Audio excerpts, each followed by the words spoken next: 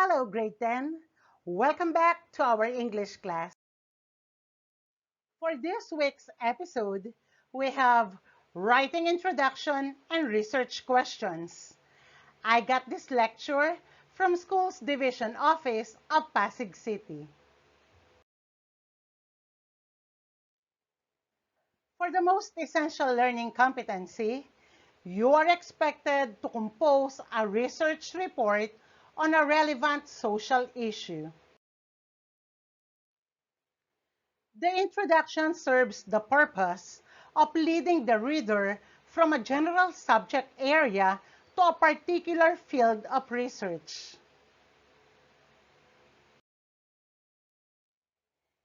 It establishes the context of the research being conducted by summarizing current understanding and background information about the topic, stating the purpose of the work in the form of the hypothesis, question, or research problem, briefly explaining your rationale, methodological approach, highlighting the potential outcomes your study can reveal, and describing the remaining structure of the paper. A well-written introduction is important because, quite simply, you never get a second chance to make a good first impression.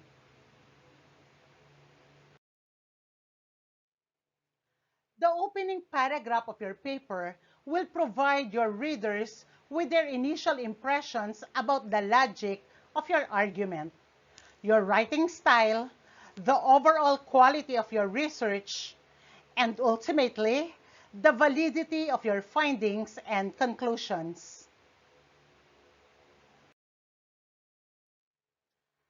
A vague, disorganized, or error-filled introduction will create a negative impression, whereas a concise, engaging, and well-written introduction will start your readers off thinking highly of your analytical skills, your writing style, and your research approach. Every research paper needs context so that readers can understand why you have created it. This is exactly what you can do in your research paper introduction. Of course, this can mean that your introduction is the hardest part of paper to write first. So, it is essential that you take your time and make sure that you get it right.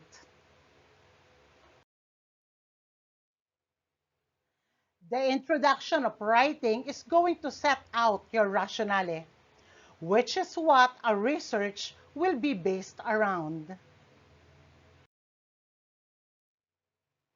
Your readers will be able to tell right from the beginning what they are going to be reading about and even whether it interests them. Now, let us have the essential parts of the introduction. Number one, provide background information. The topic is basically the fundamental of any writing you prepare. Regarding from which angle you look at your topic, it will reflect different aspects. It's better to begin with outlining your topic. There is no secret on how to start a research paper intro. You should just state your topic and add some connected with topic issues that bothers you a lot. This is a perfect strategy to intrigue the reader. It is recommended to start with general info and then narrowing down to some concrete aspects. From general to specific. Try not to deepen into a state of things in the beginning, but explain your view on the topic. If you are going to use some difficult expressions in the central part of an essay, Make them clear to any reader and point out their connection with your topic. Examples: a paper on organic matter in soil can begin thus: sustainable crop production is a function of the physical, chemical, and biological properties of soil, which, in turn, are markedly affected by the organic matter in soil.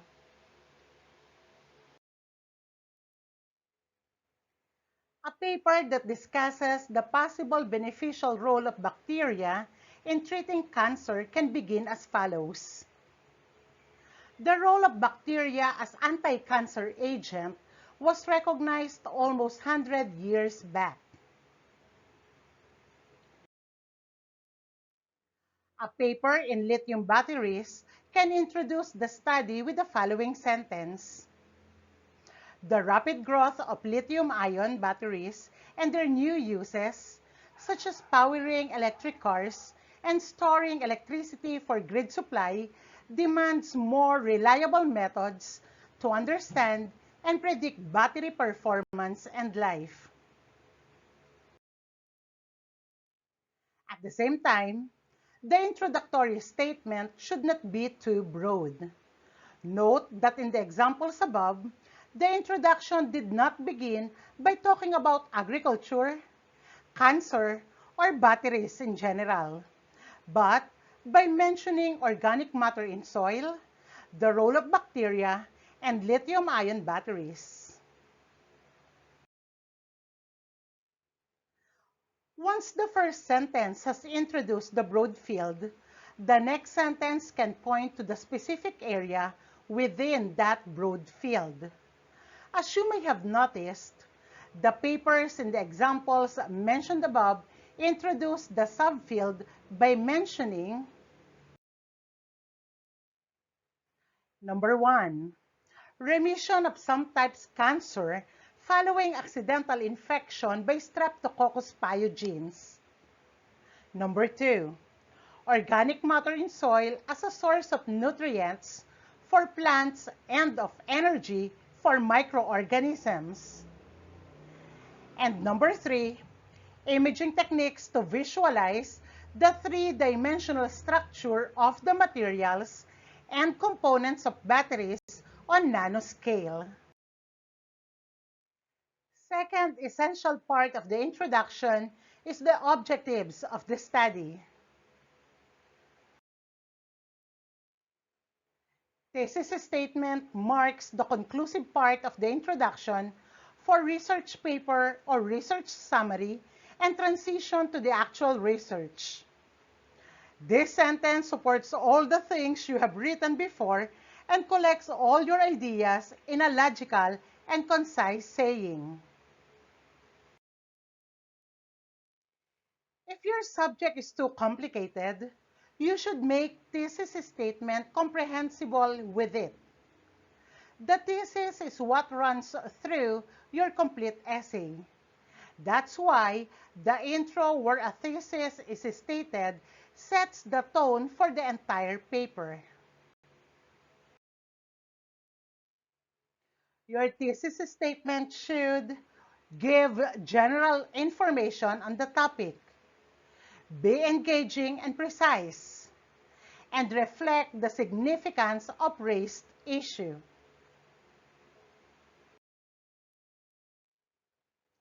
Here are two more examples.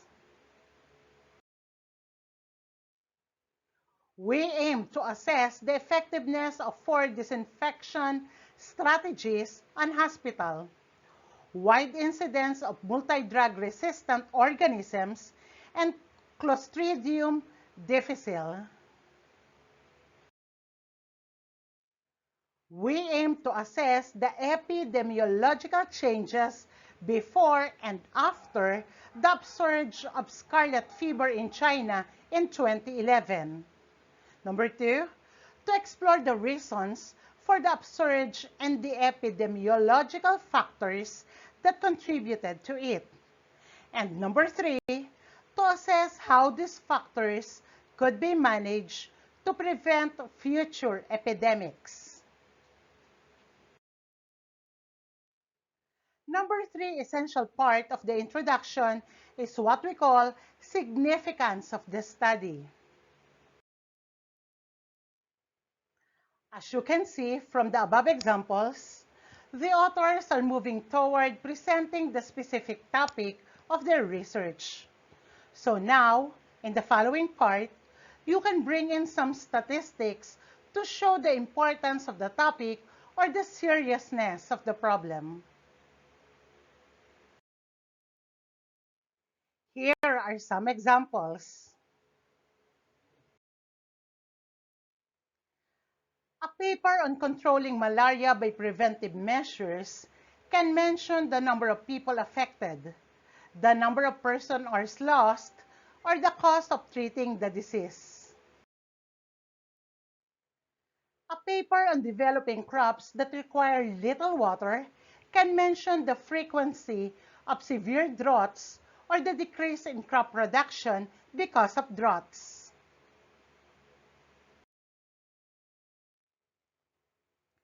A paper on more efficient methods of public transport can mention the extent of air pollution due to exhaust from cars and two-wheelers or the shrinking ratio between the number of automobiles and road length.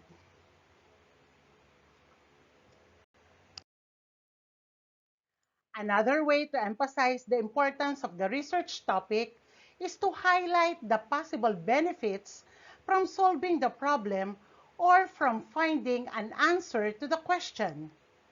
Possible savings, greater production, longer lasting devices, and so on. This approach emphasizes the positive. Number four essential part of an introduction is what we call literature review.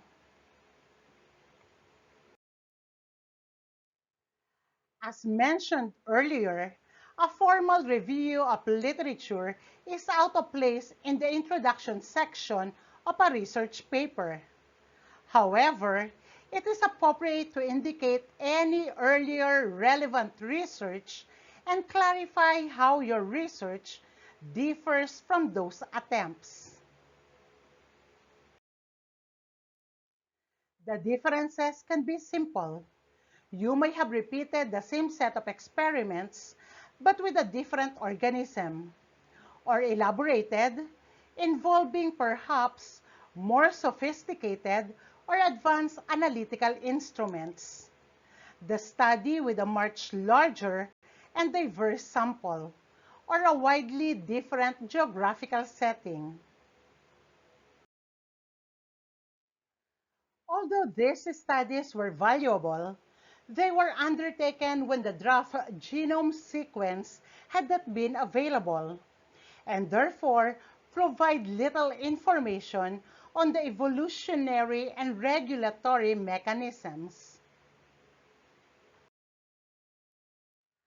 Plant response is altered by insect colonization and behavior, but these aspects have been studied mostly in sole crops, whereas the present paper examines the relationship between crops and their pests in an intercropping system. Here is an example of an introduction in research paper. Sometimes, it is best to view an example of an introduction in a research paper in order to understand it better. Did you know that there are currently over 2.3 million Americans incarcerated for their crimes? While it is widely believed that prison should be the punishment for crime, statistics find out that 77% of prisoners will reoffend once they are released. This suggests that prison is not working to reduce recidivism. My research paper aims to demonstrate that prison does not work as a way to prevent crime and that alternatives should be considered, such as restorative justice and other community sentencing.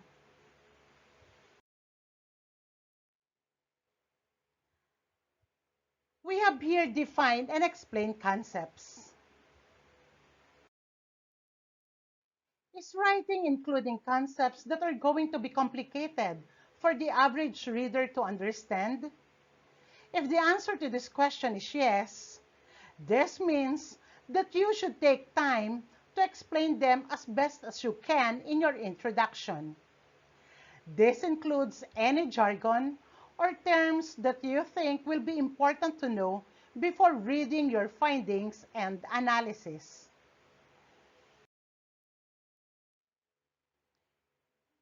In writing an introduction, you may start with a quotation. You want to capture your reader's attention right from the beginning. If you are not sure how to do that effectively, think about including a quotation that captures the heart of topic. This will be particularly true if your essay is for social subjects such as English, history, and humanities. This is going to help create a picture in the reader's head, and they will remember this when they are reading your work. Depending on the subject of your paper, this could also include a striking statistics. It is also important that in your introduction, you communicate your structure. Readers need to know not only why you are conducting a particular research topic, but also how you intend to do this. This means that your introduction should set out the structure that will be followed in your article.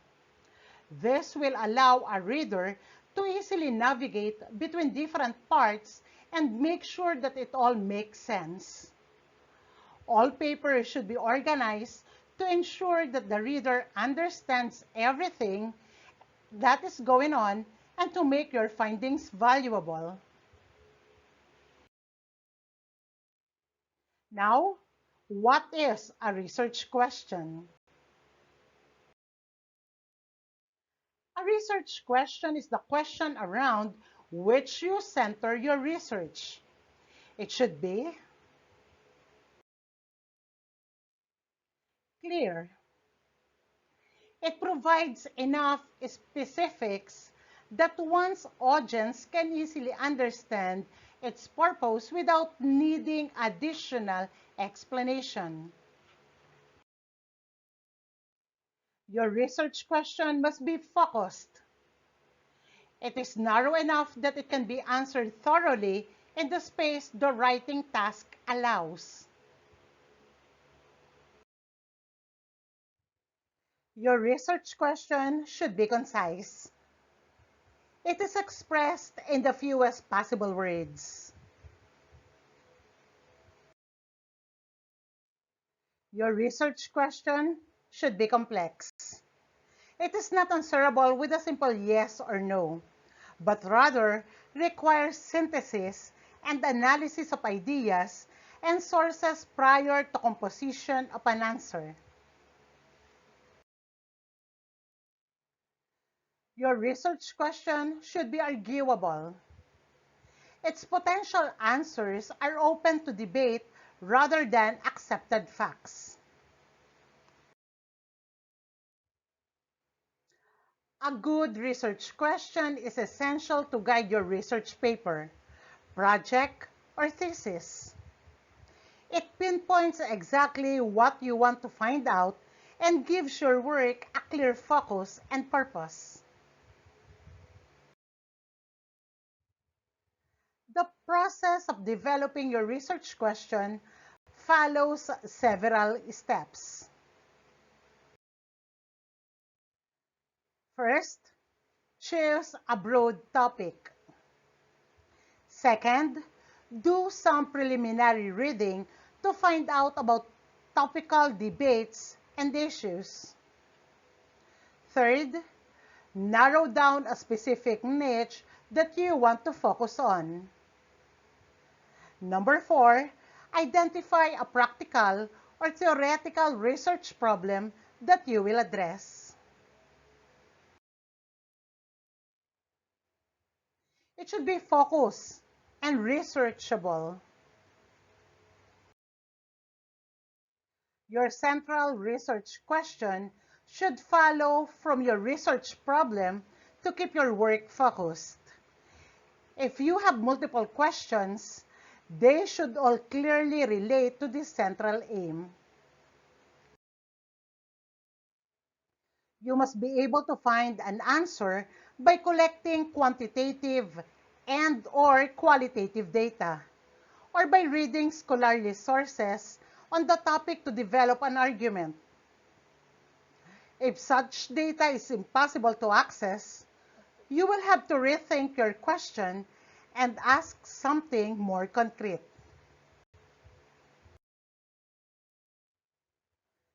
Is X or Y a better policy? How effective are X and Y policies at reducing rates of Z?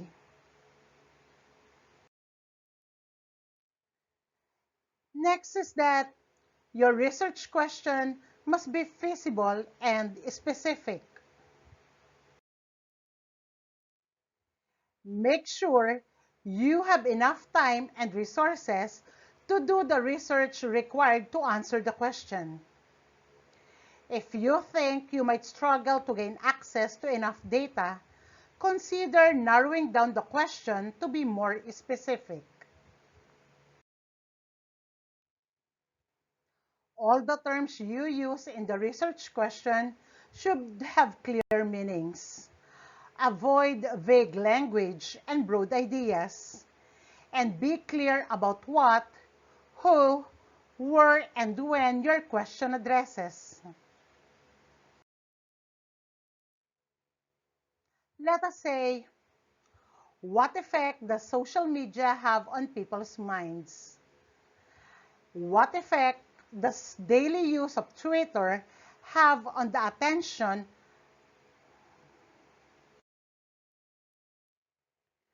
Your research question must be complex and arguable.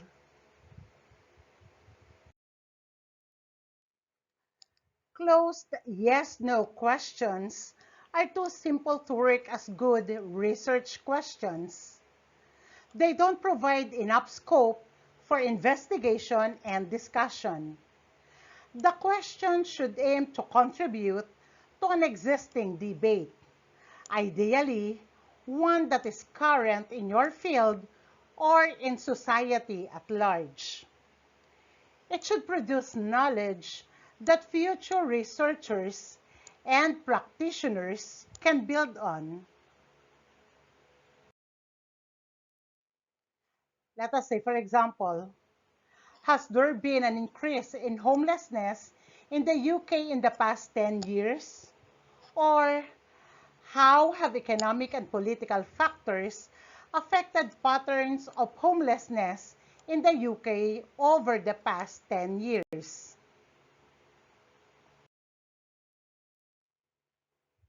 Your research topic must be relevant and original.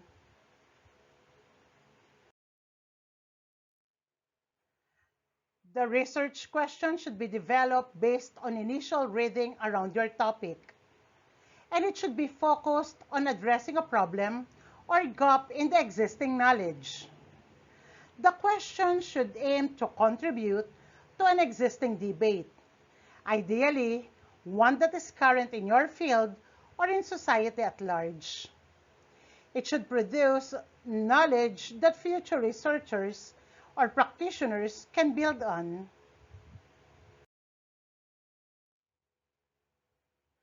At this point, let us have how to develop a questionnaire for research.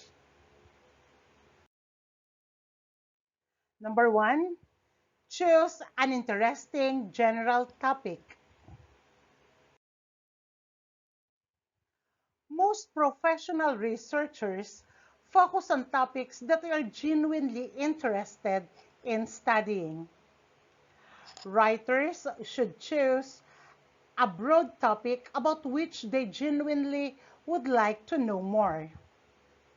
An example of a general topic might be slavery in the American South or films of the 1930s. Number 2, do some preliminary research on your general topic. Do a few quick searches in the current periodicals and journals on your topic to see what's already been done and to help you narrow your focus. What issues are scholars and researchers discussing when it comes to your topic? What questions occur to you as you read these articles? Number 3, consider your audience. For most college papers, your audience will be academic, but always keep your audience in mind when narrowing your topic and developing your question. Would that particular audience be interested in the question you are developing? Number 4, start asking questions. Taking into consideration all of the above, you start asking yourself open-ended how and why questions about your general topic.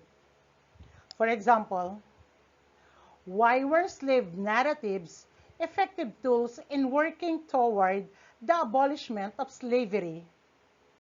Or, how did the films of the 1930s reflect or respond to the conditions of the Great Depression? Number 5, evaluate your question. After you put a question or even a couple of questions down on paper, evaluate these questions to determine whether they would be effective research questions or whether they need more revising and refining.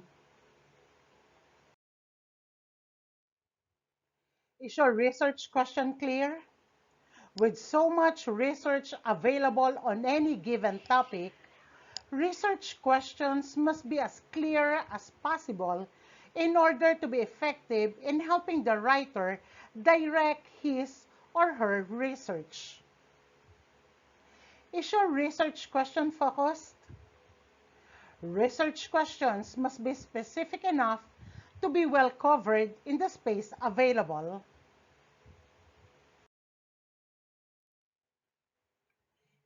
Is your research question complex? Research questions should not be answerable by a simple yes or no or by easily found facts. They should instead require both research and analysis on the part of the writer. They often begin with how or why. Number 6, begin your research. After you've come up with a question, think about the possible paths your research could take.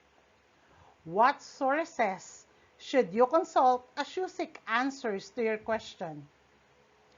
What research process will ensure that you find a variety of perspectives and responses to your question? Here are sample research questions.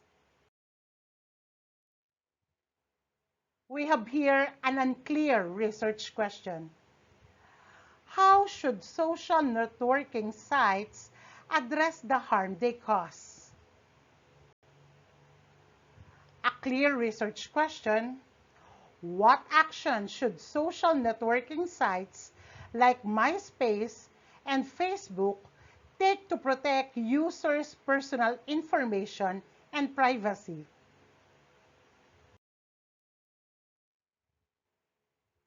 Unfocused research question. What is the effect on the environment from global warming? And here is a focused research question. What is the most significant effect of glacial melting on the lives of penguins in Antarctica? Too simple. How are doctors addressing diabetes in the US? And for the appropriately complex question, what main environmental, behavioral, and genetic factors predict whether Americans will develop diabetes, and how can these commonalities be used to aid the medical community in prevention of the disease? Guided by the lecture we got from this video lesson, you are now ready to accomplish your written task. You have to do a learning task on your learning activity sheets and answer quiz number 6 in the Google form. For your performance task, write and present your introduction and research questions on a relevant social issue. That's all for today. This is Mom Fanny Luna signing off. Happy learning. Keep safe, everyone.